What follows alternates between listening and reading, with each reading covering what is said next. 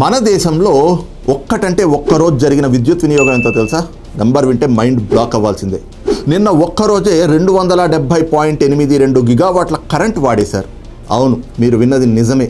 వేసవి తీవ్రత, బానుడి భగభగకు దేశమంతా అల్లాడుతోంది. ఎండలు ఏ రేంజ్లో ఉన్నాయో మన కరెంట్ వాడకం కూడా అదే రేంజ్లో రికార్డులు తిరగరాస్తోంది. భారతదేశ చరిత్రలోనే ఇది అత్యధిక గరిష్ట స్థాయి విద్యుత్ వినియోగం.